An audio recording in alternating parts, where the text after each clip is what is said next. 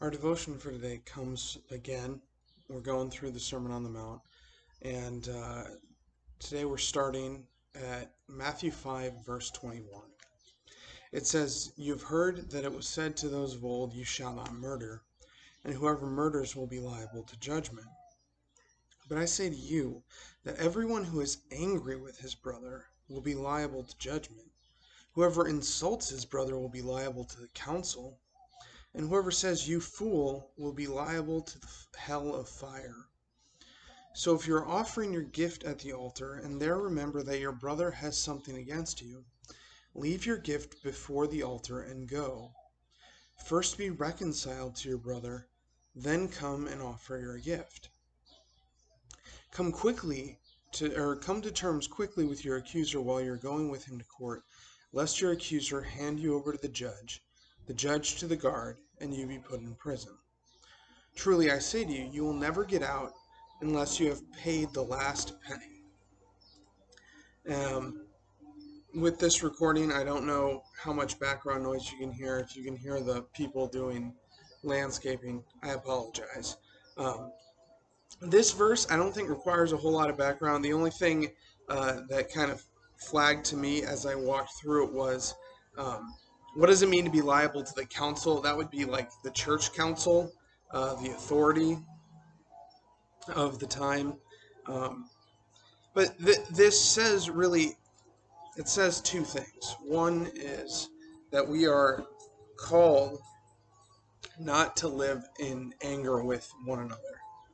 We are called to live resolving our differences in a reconciliatory way, which is radically different from how our world kind of generally operates. We want to operate with, we are right. We want to get our justice. We want to get our pound of flesh. And what this passage is instead getting at is the priority is the relationship. So if your instinct is to feel angry with your brother or sister, or to call them names, to react in anger, instead we should be redirecting that to forgiveness, to love, to grace. And this is tough, because sometimes it feels good to be angry. I get that. But we're called to react differently. And for maybe most of you are like, oh, that's fine. But maybe you're watching this, and whether you admit it or not, you're a bit of a hothead. This is challenging you. And I'm not going to say something that's going to take that challenge away, because the reality is you're called to be better. You're called to be different.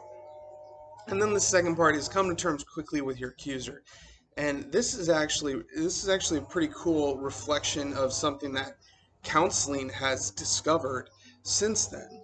And that is that conflict and anger tends to have a snowball effect.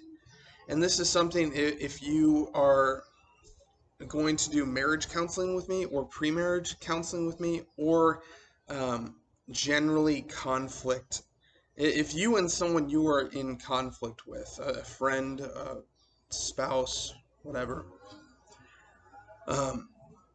if you walk in to a meeting with me and I'm helping you work through your conflict, a lot of times we'll unpack something called the snowball effect, where there's a small issue that you don't address, and it kind of just sits in your mind, and then there's another small issue, and it builds and it builds and it builds, and it turns into someone stacks the dishwasher the wrong way, and you tell them they don't care about you at all. Like, these are two events that, if you're just looking at those two, it's like, that's not really what that communicates, but the fact is it's built up. So this passage encourages us to address things right away, when they're still small, when us two can still deal with it without a third party.